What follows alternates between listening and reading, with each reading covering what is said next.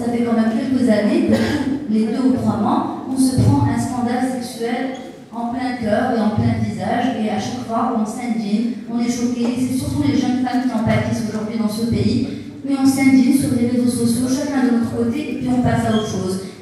Le collectif auteur du manifeste Hors la loi poursuit son offensive pour la légalisation de l'avortement et la dépénalisation des rapports sexuels hors mariage.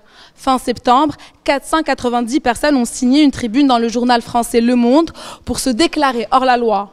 3 semaines plus tard, plus de 10 000 signataires se proclament hors la loi.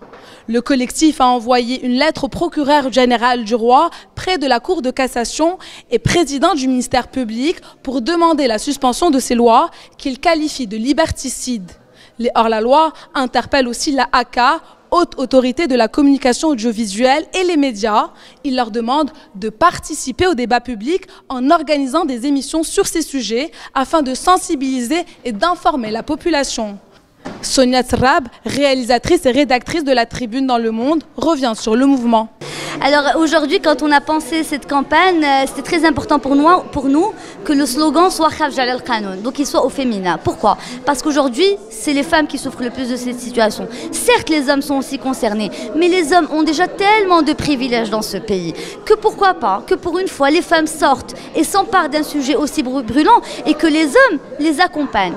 À mes yeux, et c'est d'ailleurs une étudiante qui m'a dit ça un jour, elle m'a dit c'est comme quand nous les femmes on marche dans la rue, on a besoin d'un homme pour nous accompagner parce qu'on a peur de nous faire agresser. C'est ce qu'on demande aujourd'hui aux hommes marocains, de marcher avec nous. Prochaine étape pour le collectif des hors-la-loi, déposer une pétition au Parlement pour faire voter l'abrogation de ces lois. Omar Belgeloun nous explique comment y parvenir. On a des lois organiques relatives à la pétition, donc nous sommes dans un nombre de signatures qui font valoir éventuellement un sujet, n'est-ce pas, pour être déposé au séquestre du Parlement, c'est-à-dire à la présidence, pour qu'il soit débattu au même titre qu'un projet de loi. Nous ne sommes certainement pas dans un travail symbolique, nous ne sommes certainement pas dans un travail déclaratif, surtout que les moyens législatifs, les moyens constitutionnels nous permettent de transformer l'essai, pour emprunter un langage de rugby. Le manifeste des hors-la-loi portait initialement 490 signatures en référence à l'article 490 du Code pénal marocain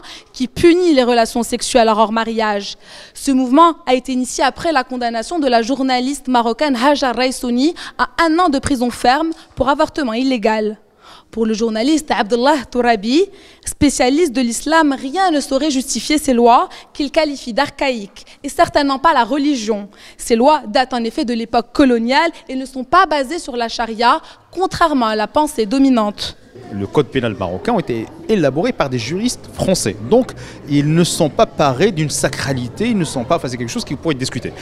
Deuxième chose, c'est que ces lois-là n'existent pas. Les relations en dehors du mariage, les relations sexuelles en dehors du mariage entre adultes consentants ne sont pas pénalisées dans certains pays qui sont des pays qui sont musulmans et qui sont des pays arabes. Prenons le cas de la Tunisie. Les relations en dehors du mariage ne sont pas pénalisées en Tunisie. Elles ne sont pas pénalisées en Égypte. Elles ne sont pas pénalisées en Turquie.